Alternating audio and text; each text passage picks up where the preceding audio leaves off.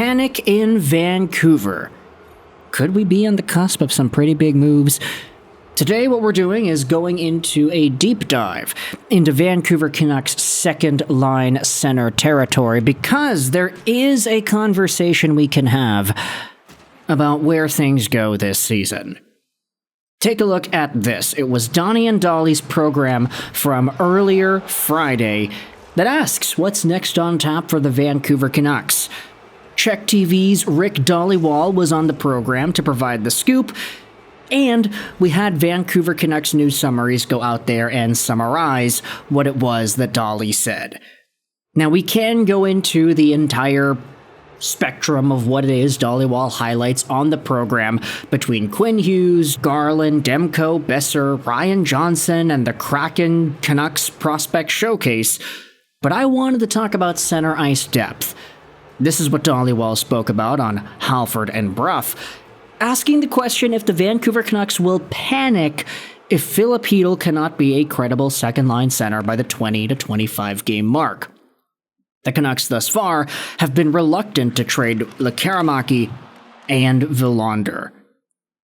And this bodes very well into the conversations about centers, because, for the most part, Filip Chytil has been penciled in by most as the Vancouver Canucks second-line center de facto. Not because he's ever been that good, but because the Canucks just kind of have no choice. Now, you can say all you want about what Chytil has provided in the past. His best season in the NHL saw him score 45 points in 74 games. That was pretty good, all things considered.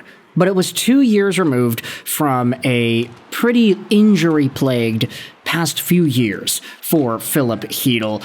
And even though there was a period of time where this guy was seen as a very good young piece alongside of Alexis Lafreniere on that kid line in New York, it just never really blossomed long-term in the ways that New York fans thought it would.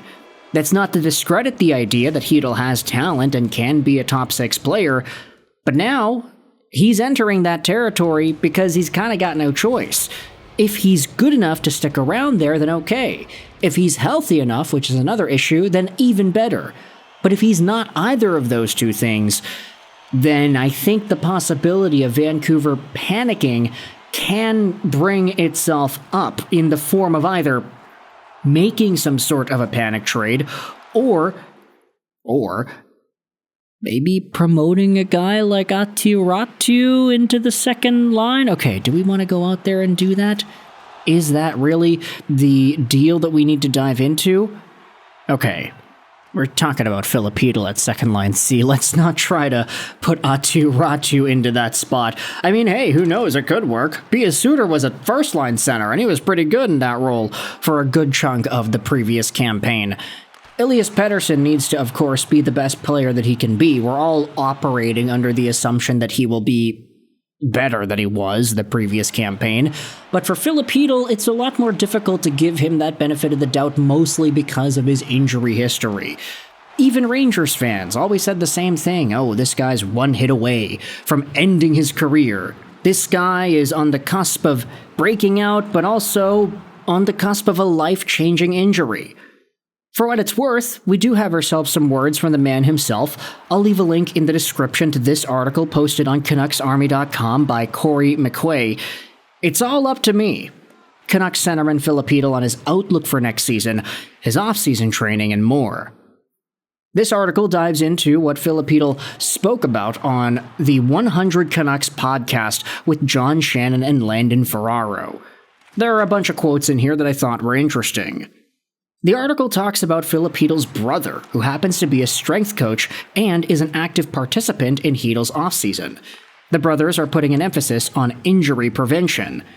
We are focusing a lot on my eyes, on my head as well, on my neck because the last couple of years were not easy for myself. So we try to focus on these things a lot. There's always things that I have to work on. I cannot do the same workout that I did 3 years ago. We're always trying to find at the beginning of the offseason what is going to be the best for me, and we do some testing, and based on that we start to create a program for the whole summer. So, at the very least, it seems like Chytil is directly addressing some of those areas that have been affected the most: head, neck, shoulders. Knees and toes, okay, maybe not knees and toes. But Chytil does say he feels great. I said it at the end of the season that I feel I was ready to go off-season. I was very happy that I finished the season with the guys on the ice for a couple of practices. 2 weeks after I came back to the Czech Republic, I started to work out and skate. Now it's almost 4 months already where I'm working out and skating. Knock on wood, I feel very good and feel very positive. And if you remember, that was the case here. Filip Chytil taken out of the 24-25 season with a hit. And a lot of folks were starting to worry, okay, that was really bad. Is he going to be able to play again? Is he going to be able to have a speedy path to recovery? And then head coach Mrtka had said in the media that, oh, actually, he's progressing a lot better than we thought he did. Apparently, Chytil had some extra issues that were not injury concussion related, but more illness related, that also made him seem worse when he got that initial assessment after the hit. So he was able to actually get back to the ice a little bit quicker than we thought. The article here says that ending the season on a healthy note was huge for Chytil's mental state. It was big for me because I was communicating a lot with the trainers. Some days were worse, some days were getting better, but there was some point where it changed, and I started to feel much better every day. I was so happy about that. When you start skating with the team, your head starts to react different. You see all the guys around and you're in your natural environment. That's where you want to be. So it started to click, everything in my head, and I was so happy and my body started to work. Of course, I was tired and not in shape, how I should be, but at least the thing in my head, where I was able to be on the ice with them, was amazing. I knew right away that I would be ready to go home and skate right away. The article then goes over some other quotes here. Chytil talks about the difference between playing in the West versus playing in the East, heavier, more battles type of stuff. Then he also talks about traveling, which I guess, it's interesting if you want to get his thoughts on that. The article's in the description after all. But the important stuff comes a little bit later in dealing with injuries, how he's had to deal with some for a while now. The article says it's affected Chytil's career and has continuously halted his progress. It's starting with the beginning of the offseason. I had my head turned for the new season and I just focused these 4 months to be ready for that and grab it and be healthy. In New York, we always had great centermen ahead of me, and even when I finally jumped ahead of one of them, or even when I became the first center because I was playing at the top of my game, the injuries came again, and I always fell back to the third center position. When I came back, it's always hard to get the rhythm again. Even last season, when I missed the whole year, I started as the second-line center. I played a lot. I didn't play power play that much, but 5-on-5 I was there a lot, and then the biggest injury of my career just came in, and I had a whole year off. Everything depends on my health right now. I know what I can do, and I'll do everything to help our team make the playoffs again. To make it a successful season for us, I need to focus on my health as well. So, this is of course really great to hear, Filip Chytil saying all the right things, but you just gotta get that benefit of the doubt out there. It does exist.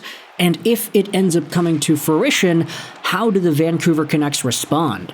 If Filip Chytil either gets hurt or he's not playing up to snuff by the time the season's a quarter way through, do the Vancouver Canucks think about making some sort of a panic move? Try to make a trade for whomever is available on the market and finally include a Valander or a Lekaramaki? Do they make some sort of a panic free agent acquisition? If Jack Roslovic is still available, do they sign him? What options are there for the Vancouver Canucks assuming their center core isn't up to snuff and isn't capable of playing properly? And do you think that's going to happen? I want you to let me know your thoughts in the comment section. How do you feel about Filip Chytil and the Vancouver Canucks? Obviously, Elias Pettersson is one thing, but Chytil in the second line is as big of a question mark, in my opinion, that you can get. And we do need to have these conversations as to what things might look like if things don't work out. But for Chytil's sake, he's looking good, he's sounding good, it feels like he's confident about it.